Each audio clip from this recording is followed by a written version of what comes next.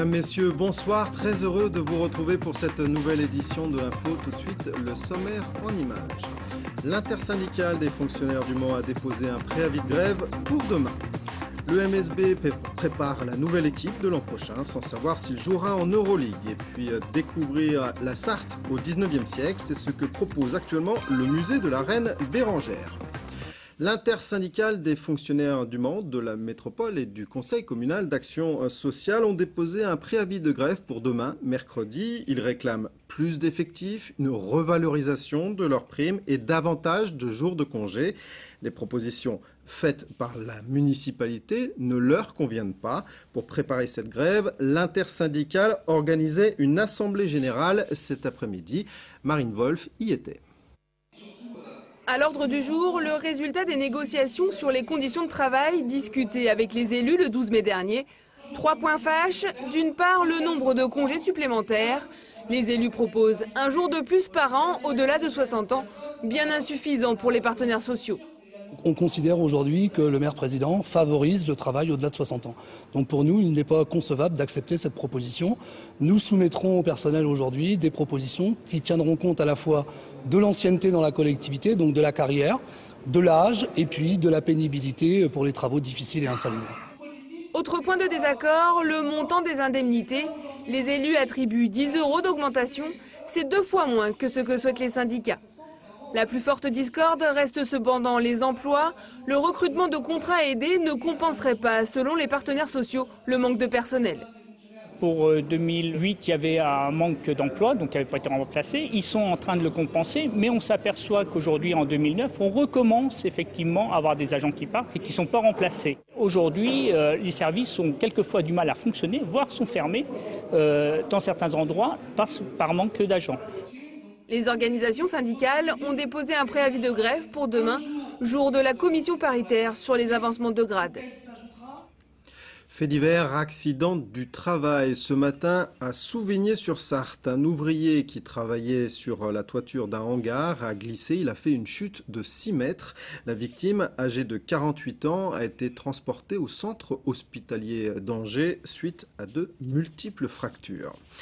Petit incendie tôt ce matin au sein de l'entreprise Carea Sanitaire à Sillé-le-Guillaume. Le feu s'est déclaré au niveau de la pompe d'une machine qui fuyait et dont le liquide s'est enflammé. En raison de l'importance des fumées, le personnel présent a été évacué. L'incendie a entraîné un arrêt du travail pour les 7 salariés de l'équipe du matin.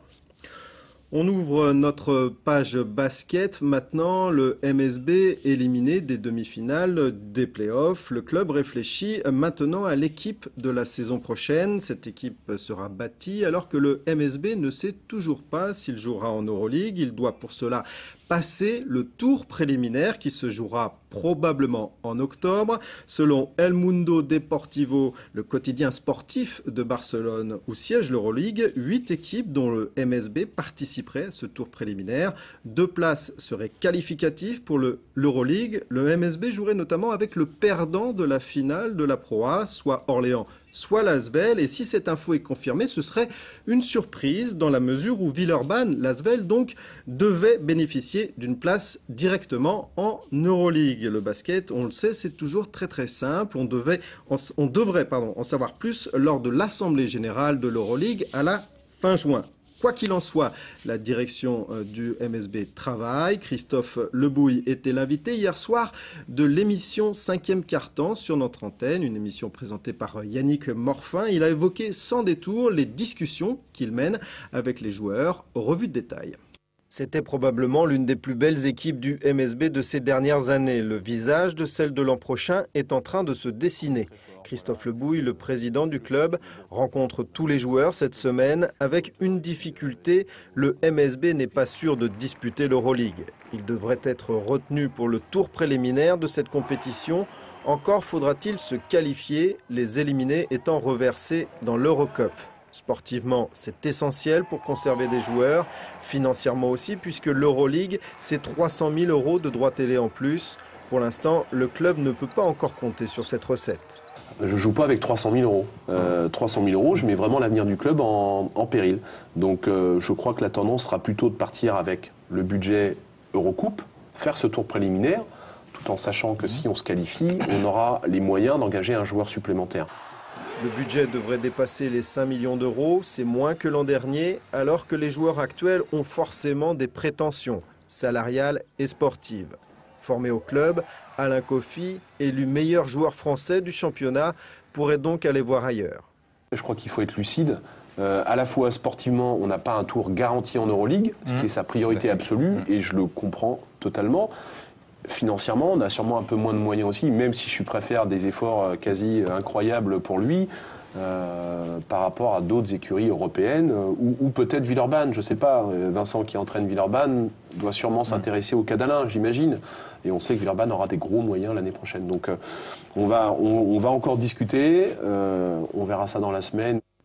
Bobby Dixon pourrait lui aussi rejoindre l'Asvel ou un autre club européen après sa pige exceptionnelle au Mans.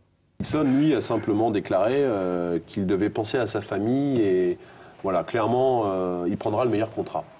Voilà pour les plus fortes chances de départ. L'argument financier pourrait aussi pousser Dispenser à partir, même si une belle offre lui a été faite. On est aussi prêt à faire un effort très important pour le conserver. Jouer un peu, quoi. Ouais, j'espère. Et puis je crois que sa relation avec JD aussi est excellente. Il n'a pas vécu des années tranquilles forcément voilà, récemment. Donc je crois que ça lui a fait du bien aussi de se poser un petit peu, de sentir la confiance de tout un club et quasiment de toute une ville, parce que je crois que le public l'adore aussi. Le sort de David Blumenthal est aussi incertain. L'ancien du Maccabi Tel Aviv acceptera-t-il de rester un 6e homme de luxe? Pape Badian pourrait aussi changer d'air car son rendement a déçu. En revanche, les discussions sont bien engagées avec Batista. Il s'est très bien intégré à cette équipe, à ce collectif. En plus, c'est un homme charmant qui a l'air très heureux au Mans. Donc j'ai bon espoir qu'on trouve une solution. Ndoye, Dio et Leloup devraient eux aussi poursuivre avec le MSB. Et vous pourrez notamment découvrir cette nouvelle équipe du MSB lors du Trophée des Pays de la Loire qui se tiendra les 11 et 12 septembre prochains à Sablé. Un tournoi auquel participeront Orléans, Hyères-Toulon et Cholet et que LMTV retransmettra. L'Arche de la Nature, vous connaissez sûrement, c'est l'un des lieux les plus fréquentés au Mans. L'objectif, c'est évidemment de sensibiliser les urbains à la nature. 3 nouveaux parcours balisés viennent d'être dessinés, découvertes avec Vincent Even. Qu'indique le poteau en bois devant vous? Le coucou est-il un oiseau migrateur? Telles sont les questions que vous pourrez retrouver sur les nouveaux parcours orientés du site de l'Arche de la Nature.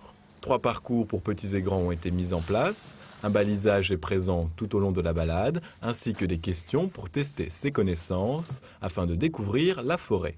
Oui, on a voulu créer ces 3 parcours ici, en forêt de l'Arche de la Nature, pour montrer que l'Arche de la Nature, ce n'est pas que la ferme de la prairie ou la maison de l'eau, mais c'est aussi un espace forestier important. Les 3/4 de l'espace de l'Arche de la Nature, c'est la forêt.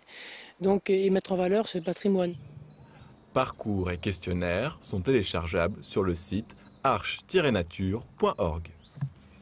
C'était un fonctionnaire du 19e siècle. Il était aussi dessinateur. Albert-Émile Pris d'Avennes a laissé une foule de croquis de la Sarthe et du Mans durant son passage dans notre département entre 1843 et 1849.